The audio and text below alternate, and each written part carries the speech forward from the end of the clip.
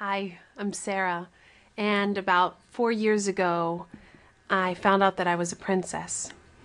I'm adopted, grew up in Morgantown, West Virginia, and grew up in an all-white family. And I decided I wanted to find out where I came from, who do I look like. I wanted to find out where my family was. My father is part of a royal family. My great-grandfather was a tribal chief in Sierra Leone. And my father was next in line to take over the chiefdom after he passed away.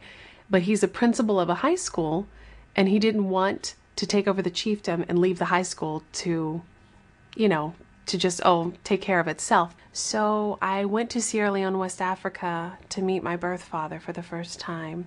And before I got there, I called him and said, I know you're a principal of a high school there, and I'd like to bring something for your students. Maybe I could bring some t-shirts or something. And he said, Sarah, we really need desks. And I thought, wow, okay. So my friends and I gathered up money, and family friends and people donated money to start buying desks for the students. And then when I got there into the village, when we arrived, we were welcomed by 250 people singing and dancing, and we were completely overwhelmed. It was beautiful. And we saw, after the celebration, the remnants of an 11-year civil war. And my father took me over to his school to show me what had happened.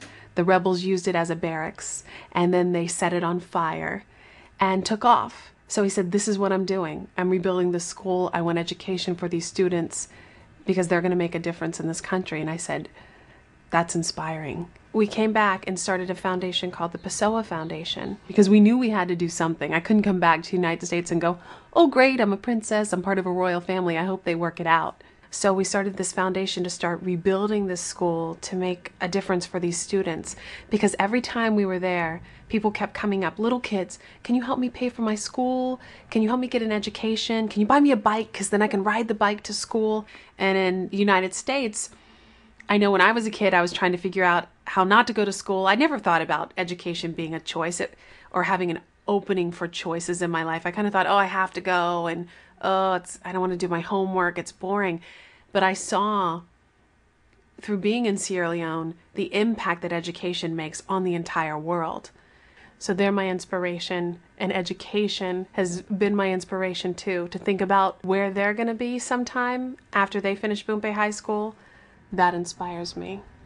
So what inspires you?